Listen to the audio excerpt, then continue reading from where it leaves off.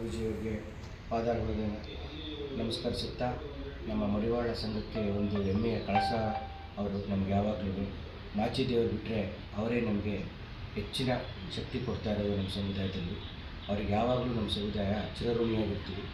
ಈ ಸಂದರ್ಭದಲ್ಲಿ ಹುಣಸೂರು ತಾಲೂಕಲ್ಲಿ 5 ಜನ, ಒಂದೇ ಕುಟುಂಬದ 5 ಜನ ಸುಟ್ಟ ಗಾಯದಿಂದ ಸಿಲಿಂಡರ್ ಸ್ಫೋಟ ಆಗಿ ಒಂದು ಚಿಂತಾಜನಕ ಸ್ಥಿತಿಯಲ್ಲಿದ್ದಾಗ ರಾತ್ರಿ ಫೋನ್ ಮಾಡಿದ್ದಾಗ ಹುಣಸೂರಿನ ನಮ್ಮ ರಘು ಮತ್ತು ರವಿಯವರು ಇಮಿಡಿಯೇಟ್ ಬೆಳಗ್ಗೆ ಎದ್ದು 6 ಗಂಟೆಗೆ ಎದ್ದು 8 ಗಂಟೆಗೆ ಬಂದು ಅವರನ್ನು ಏನು ಎತ್ತ ಅಂತ ವಿಚಾರಿಸಿ ಅವ್ರಿಗೆ ವರ್ತಮಾನ ಹೇಳಿ ಇನ್ನು ಕೆಲವೊಂದು ಏನಾಗಬೇಕು ಅಂತೆಲ್ಲ ವಿಚಾರಿಸ್ಕೊಂಡು ಅವ್ರಿಗೆ ಏನು ಅನುಕೂಲ ಮಾಡಬೇಕು ಅದನ್ನೆಲ್ಲ ಪರಿವರ್ತನೆ ಮಾಡಿಬಿಟ್ಟು ಅನುಕೂಲನೂ ಮಾಡೋದಕ್ಕೆ ನೆರವಾಗ್ತಿದ್ದಾರೆ.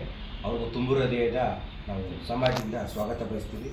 ಇನ್ನೊಂದು ವಿಚಾರ ಏನು ಅಂದರೆ, ನಮ್ಮ ಹುಣಸೂರು ಶಾಸಕರಾದ GT ಹರೀಶ್ ಗೌಡ್ರವರು ಹೆಚ್ಚಿನ ಒಂದು ಆಸಕ್ತಿ ತೋರಿಸಿ ಅಲ್ಲಿ ಹಾಸ್ಪಿಟ್ಲಿಂದ ಇಲ್ಲಿಗೆ KR ಹಾಸ್ಪಿಟ್ಲಿಗೆ ಶಿಫ್ಟ್ ಮಾಡಿ ತುಂಬ ಒಂದು ಒಳ್ಳೆಯ ಕಾರ್ಯ ಮಾಡಿದ್ದಾರೆ. ಅವರೂ ನಮ್ಮ ಸಮಾಜಕ್ಕೆ ಅಭಾರಿ.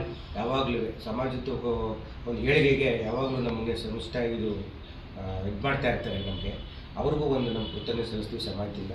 ನಮ್ಮ ಸ್ವಾಮೀಜಿ ಯಾವಾಗಲೂ ನಮ್ಮ ಮಡಿವಾಳ ಅಂದ ತಕ್ಷಣ ಬಂದು ಏನಾಗಿದೆ ಎತ್ತಾಗಿದೆ ಅನ್ನೋದಕ್ಕೆ ಒಂದು ಉದಾಹರಣೆ ನಮ್ಮ ಸ್ವಾಮೀಜಿ. ಯಾಕೆಂದರೆ ನಮ್ಮ ಸ್ವಾಮೀಜಿ ಎಲ್ಲೇ ಇದ್ದರೂ, ಒಂದು ಯಾದಗಿರಿ ಇದ್ರೂ ಅಲ್ಲಿ ಓಡೋಗ್ತಾರೆ, ಒಂದು ಬಾರ್ಡ್ರ್ ಇದ್ರೂ, ಈ ಕಡೆ ಪಾವಗಡ ಇದ್ದರೂ ಓಡೋಗ್ತಾರೆ ಅಂತ. ಇದು ಬೆಂಗಳೂರಲ್ಲಿದ್ದರು, ಅಲ್ಲಿಂದ ಸೀದಾ ಮೈಸೂರಿಗೆ ಬಂದಿದ್ದಾರೆ.